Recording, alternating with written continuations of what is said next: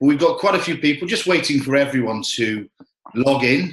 We've had quite a good response to this, as you well know, Karen. So just waiting for everyone out there to come and join us now. I know that Peter's in and a few others. Hayes, I can see Anthony, and a couple of others are on here as well, which is really, really good news. So whilst we're just waiting for everyone else to actually log in, just a couple of things here. If you are on telephone or audio-only mode, we will have a full transcript of this webinar afterwards. So all you need to do is look for the last slide, and that will have our contact details on there, an email address. So if, for example, there's a question which you haven't asked during the presentation, something that comes to you late at night, tonight, tomorrow, next week, whatever the case is, please feel free at any time to contact us. We'd love to actually help. Okay, so I think pretty much everyone's in now, so I'm just going to start the actual presentation and welcome everybody on behalf of myself, Ben Hollingsworth, Symphony Property, and Peter Rowlands and Karen Newton of the £2.73 Club. Welcome to our first ever property investment webinar. So please be gentle with us. It's our first time. We're going to run through the very basics here. We are going back to basics in all ways here. So basically what we're looking at is an introduction to property investment. So our seminar today will consist of a couple of different things. We'll have an introduction to ourselves, myself, Karen and Peter. We're going to talk about the investment strategies, and we'll have a brief question and answer session afterwards. But like I say, if we do run out of time or there's a question which you haven't tackled with us here today, please feel free to send us an email or drop us a line afterwards. We'd love to hear from you. Okay. Now, first of all, if I invite Karen in, Peter's with us now. If I invite Karen in, because Karen is the holder of a rather large property portfolio. It's a big part of her life. So, Karen, are you with us now? Yeah, can you hear me? I can hear you, Karen. How did you first get involved in property? I started 18 years ago, and I'd come to Britain when my mum died, and I was living with my stepdad, and he needed some independence away from Ron and I living with him. And there was a house opposite, and we decided we would try and buy that house. And the house was up for 55,000, round figures, it was up for 55,000. We didn't have any money with us, so we asked if they would give us a gifted deposit. We managed to get some money off the bank. We got turned down and walked away from the deal. A few weeks later, the price had dropped. We again asked for a gifted deposit and got turned down. They turned us down about 4 times, and each time they kept lowering the price of the property. And eventually they put it on the market at 39,000 with a gifted deposit, and we were in there like a shot. That was our first property. So we started in property with 0 money. We knew the street value was around 60, so we instantly remortgaged the property, and then we went to auction and we started buying around the Mountain Ash area and picking up properties for 7, I think we paid 7, 11, 13, 15 and 19,000 for properties up there. And just kept remortgaging, releasing cash and using that cash to go and get more properties. It took us 4 years to buy 60 properties. 60. That's 60. Quite a number. For everyone out there listening to us now, that's 60, not 16, which will be impressive in itself. That's 60 properties. Wow. What a fantastic story, Karen. Great. Thanks for that. And obviously we'll be hearing from you later during this presentation as well. As I said, I'll just introduce myself briefly. I've always worked in property, amongst other things too. Family history of property, father chartered surveyor by trade, grew up with property, ran commercial units, factories, offices, shops as a child, then latterly residential estate agency. Co-founder he was of the largest estate agency in South Wales and the Southwest, and they still at the age of 71, he's still working today. So always been around it myself, always loved it. Didn't start out in property, started out on a very different path. However, in my early 20s, I went to London to see where the streets were paved with gold and joined a estate agent there. Had a fantastic time, trained in West London, covering Ealing, Acton and Chiswick. Later came back to South Wales, the old greasy bin who always sucks you back. Came back home and worked for a property auction before working in property finance, doing what I do today, establishing my own company, Symphony Property, which is where we look after the acquisition and purchase of property on behalf of investors from outside the area. We do joint ventures with people, we source for people. There's a whole manner of things there. We've got management of properties. I've also written several articles for various publications, including YPN, on property investment in the South Wales, specifically Newport area. So that's kind of me and where I came from. I'm going to talk to you today about several different strategies, just very basic, because like I say, this is the first of a series of webinars that we will be holding. We'll be moving forward time and time again and looking at strategy in greater detail. I'm talking first of all about traditional property investment. Today we're going to have a very brief look at lease options, which is a fantastic opportunity for people to get into property with little or no money. And we'll also look at joint venture, which again is a great opportunity if you want to get into property with little or no money. Now, I thank everyone for joining us today. You've taken a really big step. EastEnders is rubbish, so please don't turn off now. If you are looking at getting into property, if you're new to property, you don't like your job, you want to change a career, you want a nest egg for later in life or for your children, or indeed you want a pension income, property is fantastic for all of the above. So please bear with us during our series here, and hopefully we'll help you like we've helped many others on their property journey. A lot of people say to me, Ben, how do you start in property? How do you compare property? And it's very difficult because it's a very individual investment. There's so many different ways to invest. Karen and Peter know so much about this in the £2.73 Club. You know, they're doing so many different strategies out there. But we're actually looking here specifically at property, okay? And I'm going to compare it. I'm going to make a direct comparison between property and keeping your money in the bank, because it's the simplest way to explain to people. When somebody in the pub says to me, Ben, what do you do? How do you do it? Why do you do it? This is my reasoning for it, okay? Now let's imagine, lucky people, that we have £100,000 in cash in the bank. Fair to say the average interest rate today is pretty dismal, okay? Now, I've been told at 1% I'm being particularly generous towards the banks. It's sometimes a lot less, and some people have actually told me they've been charged by the bank to hold their own money, which can't work that one out, but obviously it's true. So let's say that you had £100,000 in the bank today, and you wanted a 1% return upon that money. That would work out at £1,000 per year. So in year one, you'd have a total in your bank of £101,000. After year 10, you would have a total of £110,462.21. So for the rough figures, it's gone up by 10 grand in 10 years. Not great, not great. But inflation. Now, inflation is currently 2.8% per annum. That was 2016 through 17, the latest stats. We looked at it over a rolling 12-month period just to make it realistic for everyone here. So 2.8% per annum is about the average inflation. So effectively, if you're getting 1% for your money, your funds are actually going backwards. They are depreciating by 1.8% per annum.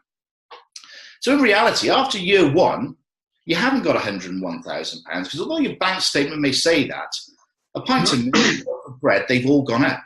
So of course, your realistic total is £98,200. So of course, if you look at it, when I'm saying money's going backwards, that's really what I mean. Your money is really going backwards. Now let's have a look now. If we go year 10, it's actually gone back to £83,390 in real terms.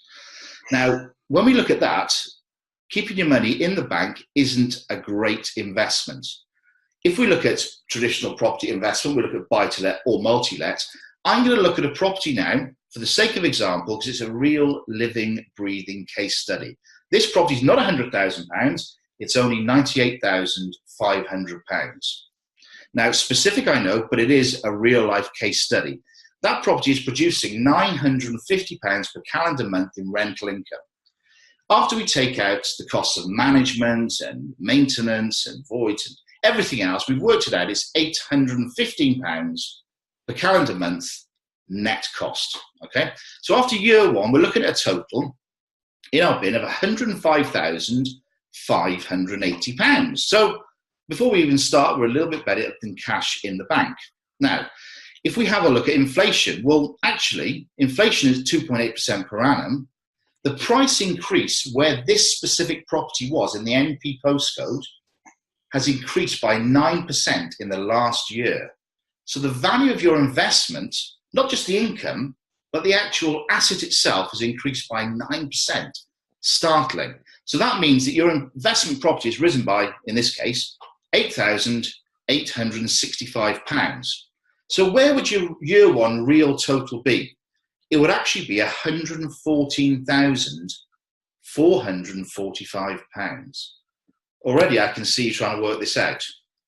Year 10, it would be a whopping £233,185. So if we compare the cash after 10 years in the bank at just shy of £84,000, or the property after 10 years of £233,000, where is your money? Simple question, I know. And thanks again to our adjudicator, Karen, who carefully worked these figures out for me. So I'm not guilty if they're wrong. A lot of people say, well, property's great. However, I know a person that got involved in alternative investments. They were investing in this, that, the other. They were investing in the stock market, in shares. They were investing in new technology companies. And that's true. A friend of mine, he's pictured here with Richard Branson, he set up a company 5 years ago from scratch. They designed an app for the iPhone and the Android platforms to basically help people park in central London. Blood, sweat and tears, Dan Sweat, through the whole thing to make this work. He spent a lot of money on R&D. And it was only at the 11th hour did he achieve funding from one of Richard Branson's companies that helped him grow the company exponentially. Now, during our time together, I would like to say that I've been his business advisor, but as you'll see from the picture, it does at the top say Mr. and Mrs., so I was his best man. But apart from that, his property income has also helped him develop the company. Now, what I mean by that is that he actually bought, if you look at the block in front of us here, rather attractive Art Deco block, it's Gunnersbury Court, Acton in West London. If you look on the left-hand side, the second balcony up, on the second floor, I sold him that property in 2002. He bought that from me, and that's been a really good source of investment for him because it's given him a really good residual income during the time of setting his business up, which I believe today, from scratch 5 years ago, is worth somewhere in the region of £25 million. So whilst we're a little bit behind in property, it's always a stable investment, and it can also help you to achieve things in other investments, because property is one of the only investment vehicles that you can borrow against as well. So that's really interesting there. Now, what I'm going to have a look at just very briefly, and I'm going to bring Peter in now. Are you with us, Peter? Hello there. Peter's here. Okay.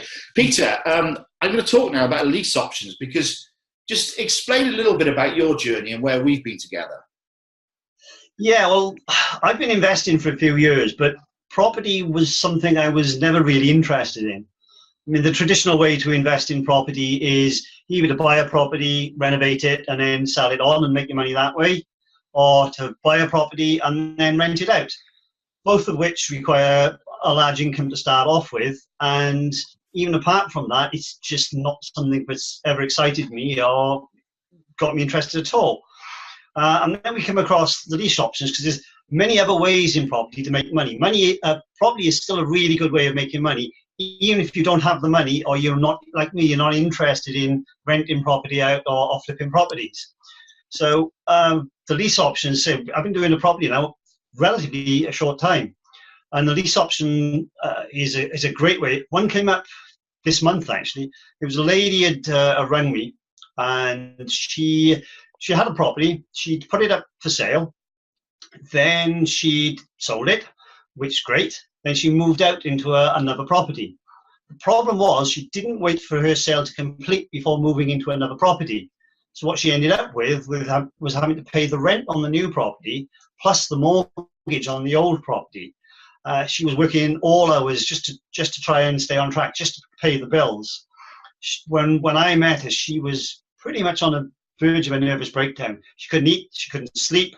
She was in a real state. She was even talking about handing the keys of the property back to the bank, which is the biggest mistake you can make. So I sat down with her and we had a chat about the different options, and we came up with a lease option, explained exactly what it is, and within 2 weeks we had somebody to take the lease option on, which means they get an option to buy the property within 7 years. But in the meantime, they will pay the mortgage, cover all the costs of the property. So she had no commitment with that property. I actually rang her a few days after we put this deal together, and she actually said she'd slept that day. She'd slept first time in months. She'd actually overslept for work. She's completely relaxed now and really, really happy about the way it's turned out. So she's happy. The person who's taken the lease on, they rented it instantly, literally within a couple of hours. So everybody was happy on the deal. Everybody made something on it, and everybody was happy, and it was without having to put huge amounts of money down. That's fantastic. It's great, obviously, when you get that outcome, that obviously all parties have found a great outcome. You know, it's absolutely mind-blowing. Like what Peter was saying, a lease option, it's exactly what it says on the tin. It's an option to buy a property and the right to let a property under a lease or tenancy. There's 3 different documents involved in this, and obviously it's something that we will go through at a later date. I'm going to give you, for the sake of GDPR and the little gremlin that it is, I'm going to give you an example of a lease option deal and how it could possibly work, just to make a very brief overview of how it could work for you or a potential vendor. In this case, the market value of the property is £80,000. The mortgage outstanding is £80,000, and the owner's monthly mortgage payment is £300 per calendar month. So as it stands, the owner is going to struggle to sell that property, because even if they sell it for what the value is, they'll have to find sales fees, legal fees, and all the rest. The vendor's a tired, unmotivated, frustrated landlord. The property is not selling for 80k on the open market, and the property can't be sold for below market value, as the outstanding mortgage is £80,000. So the lease option solution would be that the investor agrees a lease option with the vendor. Now, under this arrangement, the investor would pay the owner's monthly mortgage during the option period. So they're effectively leasing that actual property. The investor can buy the property if he or she chooses at a later date. For this example, let's say the option is for 7 years, like what Pete said, at a price of £85,000. Now, we've made that £85,000 because that's a little bit of a sweetener for the vendor as well. They can't sell it for £80,000 today. They're helping us out, or the assignee for this. So therefore, there's a £5,000 uplift for them. The owner vacates the property, or in this case, hands the property over to the assignee. The investor rents the property to a third-party tenant. Let's say it's £500 per calendar month. The mortgage is £300, so there's a cash flow before costs of £200 per calendar month for the investor. A little bit like an administration fee for them babysitting the mortgage until the property reaches a point when either they can buy it themselves or it can be sold. The investor can buy it any time during the 7-year period for the agreed fee of £85,000 if the investor wishes to. By this time, hopefully, the property is worth much more. So basically, the seller has won because they've got £5,000 more than they would today. They've had the burden completely removed, and the investor's pleased with his or her new investment. So like I say, Karen, are you with us still? I know your internet is not great. We do have a date, don't we, for obviously looking at lease options over a whole day. We've got a seminar ready for the 3rd of November, and I know you're going to be there and Peter's going to be there. And what we're covering is how an option works, all the form filling that you do, and the different types of options that you can use. Great. Okay. Well, everyone, that's a date for your diary, definitely. Please feel free to contact myself, Karen, or Peter on that. if you want to book some space on there. I know lease options are a very hot topic and people want to know much more about them. So I'm sure it'll be very popular. So please book early to secure your seat there for the day. I'm sure it'll be a fantastic day. And we'll go into this in a lot more detail. And if you remember, I talked earlier about 3 different forms. We'll go into detail about the 3 different forms and even show you examples of these. So really interesting day that. Thanks, Karen. Before you go on, can I just mention something about lease options? Please do. Please do. Because I know Pete has just talked about them, and he's talking about them from the point of view where he puts the deal together, and I know you're involved in putting the deals together, and then you want to sell the deals to an investor. Now, I'm one of the investors who's on the other end. I don't put the deals together, but I take the deals as an investor. So I have 6 or 7, I think it's about 7 lease options now. They work just about anywhere in the world. So they're a fantastic product. Some of you who are members of the 273 Club will actually know that I'm currently in Spain. I have got a property here right on the beachfront, and I have done that through an option. I've done it through a rent-to-buy option where I've taken over an existing mortgage on a property. So when you look at options, it's not just the way of putting it together. You can, as an investor, use it to create a portfolio for yourself to make money without having to put too much down to get the option. Yeah, that's really interesting, because I think what's the main bugbear of building your portfolio today is the deposit required for mortgages. Yeah. The availability of mortgages, the difficulty in obtaining mortgages, and obviously the money needed down. Like Karen was just saying, it's obviously far, far less money required to take over a lease option.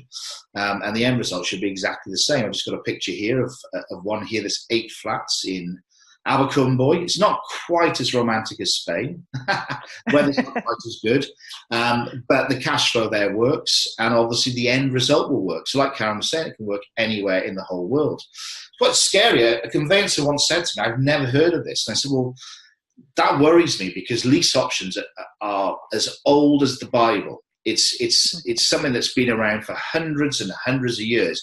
Perhaps it's dropped off and come back on and dropped off, but it's basically an option to purchase with a lease in there as well. And options to purchase are used so frequently. Most major house builders acquire their buildings or land with options to purchase. So it's certainly something to have a look at in great detail with us if you have the time. The next thing I'm going to move on to is joint venture. Now, I get asked a lot about this because it's something that I'm very heavily involved in. Joint venture is fantastic. It's a great way into property with no money. It's kind of like a partnership, a mutually beneficial partnership that if, for example, you were, let's say, cash rich and time poor, you have a very heavy job or a business to run and you have very little time, but you have money to spare, you don't have the time to find out how to invest it in property. You don't have the time to do your research, to go out looking at properties, to go out buying, to go out managing. You have no time. So there would be another school of people out there who don't have the money but have the time and they have the expertise. They know their areas. They can go out, they can search, they can find the property, they can find great deals for you, and you work together. So one person pulls the resources as far as the money goes, the other person pulls the resources as far as the time and the expertise go. You've got to find the right partner. This is essential. And I would encourage anybody before entering into a joint venture partnership to seek proper due diligence with that particular person to make sure that obviously you're happy together. It's kind of like a marriage. The courting's fantastic. The marriage is great. The divorce isn't so brilliant. So always make sure that you've put proper steps in place, you've done your due diligence, and you have a proper legally binding agreement in place for that specific project. It's all too well to get wrapped up in the energy and the speed of getting involved in what are fantastic, exciting deals, but please handbrake up, due diligence, agreements, legals, all in place on that. Compliance and obligations. If you're sourcing properties, there are quite a few compliance and obligations. Peter and I have discussed this at great length at Symphony Property.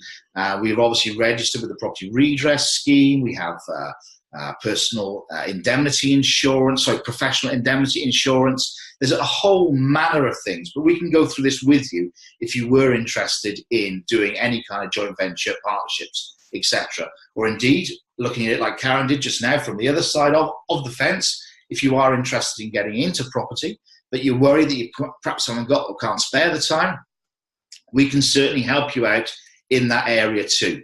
It is the future, and it is a great way to get yourself into property investment. Previously, in the old days, the old boys would say to you, you never get in there unless you're £1 million in the bank. We've proved, and other people have proved time and time and time again, that's absolute nonsense. Now, we're coming to the end now. Believe it or not, we've whizzed through this. I know it's been a very whirlwind tour, but we are doing a series of these webinars now. So there'll be details on Facebook in the £2.73 groups. And of course, we'll have them at Symphony Property too. The next one, which we'll be doing, is a stage further in property investing, where we'll start looking at specifics. So we'll start looking at, I know there's hundreds of strategies, but we'll take one strategy at a time and we'll dissect it and look at it in greater detail. So please don't miss the next free webinar in this series.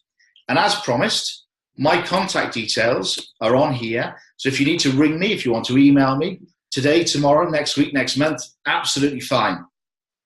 We will have a brief question and answer session now. So in the notes section, please feel free to tap in any questions which you may have. We can certainly answer them for you. If not, you can always come back at a later date, like I say, with the contact details here, or contact Karen and Peter through their various different Facebook groups and websites as well.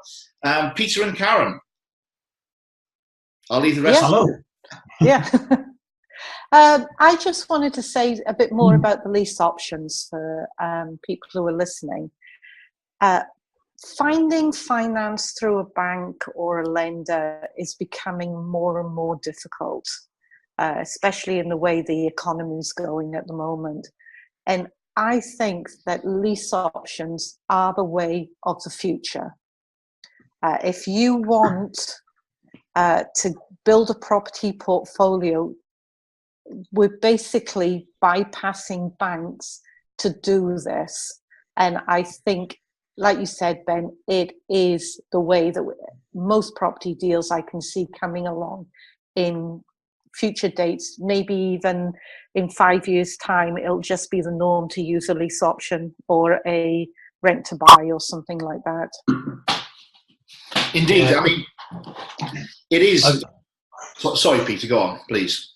I was just going to say, to add to that, I mean, Ben, you know, we've looked at a lot of properties over the last few months, and the amount of properties that we've seen, and we've got to see people and they say, oh, you know, it's up for whatever the figure is. We've already sold it once, twice, even 3 times. But the people who have effectively bought it have failed to be able to get a mortgage. Actually trying to get a mortgage these days is such hard work that lease options, rent to buy, things like this are an effective way of getting into property. Even if sometimes even if you've got the deposit, you're still struggling to get the mortgage. Exactly. I mean, basically, it's a great way to get in with little or no money. So I think we should really concentrate on that. And indeed, on our one-day seminar that's been organised for later on this year, if people want to join us on that, what we'll do there is perhaps even look at a stage-by-stage, real-time booking appointments, looking at properties, looking at various different sources of properties, where we can find them, where we can find the sellers who really want to sell, and we'll look at all that in really great detail then. And it is a subject that we will cover as well, of course, during the course of these webinars also. On to the seminar on the 3rd of November. We have the Facebook page for the 273 Club. It's just 273 Club Limited. You need to put the limited on at the end, otherwise you end up on a sumo wrestling page, which is called the 273 Club. So 273 Club Limited will take you into our Facebook page.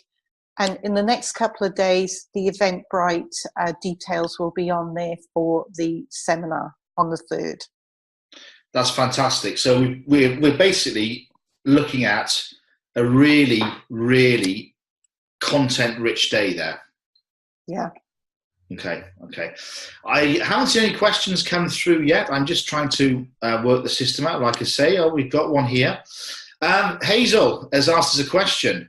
What is the cost of the seminar, please? I've already got it in my diary. Well, if it's already in your diary, Hazel, it's £15,999. No, seriously, Karen, what's the cost of the day? I know it's really reasonable. Nice try. I like that. Are you with us, Karen? I think Karen's internet may have frozen. As she said, she is in Spain, and she was explaining to us that sometimes her internet does actually freeze. Are you back with us now, Karen? I am. Did I leave? Did I? You did. Yes. You went still for a while. Hazel has asked us, what is the cost of the seminar? She's very keen. Right. At the moment, we haven't established the costs. We've got to look at what we are being charged for room rental, and also our speakers, Mr. Hollingsworth's fee for being at the meeting. We haven't discussed yet. Once we work everything out, we will have a price there, and at the same time, because it's being hosted by the 273 Club, the 273 Club members will get a discount. Okay, great. Yeah. Well, that's quite simple, isn't it? I'm keen to obviously get involved. And to be honest with you, I love meeting people in property. We are not, myself, I'm not a property trainer. I am actually a property trader. So I'm basically out there doing deals. That's how my income comes. So as far as what you just said about the fee, Karen, I'm pretty happy just to turn up there and share what I have got with everyone. There's absolutely no problem there whatsoever. Okay, so that makes it a lot cheaper for us.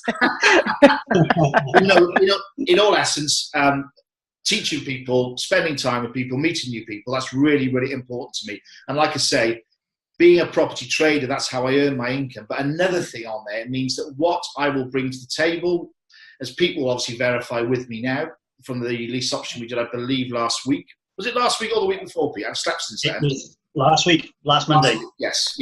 Really, really busy. So we'll be bringing that to the table. So we won't be teaching you what happened 10 years ago, 6 years ago, pre-credit crunch. We'll be telling you about real life examples of what happened last week. So that's I think really important and really key. Right.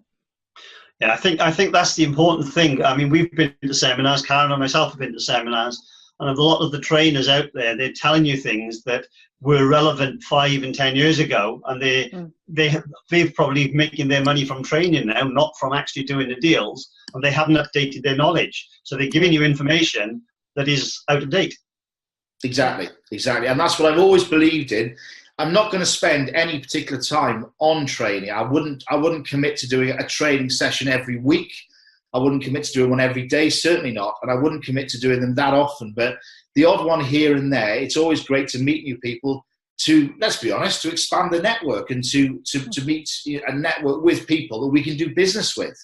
That's my main motivation in these particular seminar days that we are actually running. And of course, like we've all just echoed now, it's a case of making sure that the content is today. It's fresh, it's real, it's not out of date. Yeah. Was there another question popped up there, Ben? Sorry, like I say, still getting used to the technology here. This is from John. John has asked, what's the biggest risk to the investor with a lease option? Would you like me to answer that? Or yeah, you or me. There are several different risks. Like anything in property investment, there's always a risk. Now, if you enter into a lease option with people who have done it before and obviously had experience, that can really, really help. My belief, one of the biggest risks, and it's something which you can't get past and something that a lot of people will try and skirt around, is the fact that if, for example, the mortgage holder, the holder of that particular property, goes bankrupt, suffers financial loss in any kind of way, that can affect your security on that particular lease option. But if the papers are properly written up, it should be honoured anyway. But obviously, that's, in my mind, what would be the biggest risk. I've never heard of it happening, and I have no experience myself of it happening. But I've kind of sat down one day and thought, well, once being a positive person, what are, like you say, the biggest risks? What are the things that can go wrong? And it can be something like that. Karen? Yeah, I'll just add to that because I went through those questions while dealing with this one in Spain. And I wanted to know exactly where I stood, if the person had financial difficulty or if the person died. And the Spanish lawyer who has put this all together has told us that it is a legally binding contract that is upheld by the court. So Right. I know here in Spain that if you do a lease option here, a court will uphold it as a legal document regardless of the circumstances of the other person, the seller. That's great. That's great. Okay, Hazel's asked us, is the length of time of a lease generally a standard number of years, or does it vary from deal to deal? Well, Hazel, it's quite simple. It can vary from deal to deal. It's normally, what would normally be done is it would be from today, when the lease option is signed, to the end of that particular mortgage. Now, that could be 3 years, 5 years, 7 years, 10 years. I believe there are, which I'm not qualified to answer this question, that would be more for a conveyancer. There are complications with anything longer than a 10-year deal. So I would have a look into that very carefully. But obviously, what my advice would be with anything is take each individual offering on its own merits, and then obviously have a look at that particular deal, and then take advice on that particular deal, if that makes sense. Figures have to stack up. Whatever the investment is, you've just got to make sure the figures stack up. Indeed. Indeed. Well, if anyone's got any more questions, please tap them in quickly. We are running out of time. I do appreciate we've all got homes to go to, children to put to bed, pubs to visit. Yeah, I'm off to the pub now. Bars and vistas, yes. Overlooking the ocean, yes, yes. Yeah. So if anyone's got a question, please put it in quickly. But like I said at the start of this, we're always here. It's not a case of we're here every time the webinar's on, then we turn off. You've got my contact details. Obviously, Karen just said 273 Club Limited. Type that into your Facebook search and you'll get onto Karen's group. So you can message Karen and Peter and ask any questions which you've got to them, ask any questions to me. You've got my email address, so please feel free. We look forward to hearing from you soon. I don't see anything more coming up, so unless Karen or Peter have anything to add. No, just thank you very much, Ben. Been good in the evening. Thank you very much indeed. I've really enjoyed it. Please bear with us because it was the first one. So obviously it's going to take a bit of refining and getting, an old man like me used to the technology. But all we aim to do with these webinars, we're not going to charge you for them. We want to give you as much information as possible so you can start or indeed continue or expand your property journey. That's the goal. Great. Thanks, Ben. Thanks very much, everybody. Thanks to everyone for participating. Thank you, Karen. And thank you, Peter. Enjoy your evening, folks. And don't forget the next one.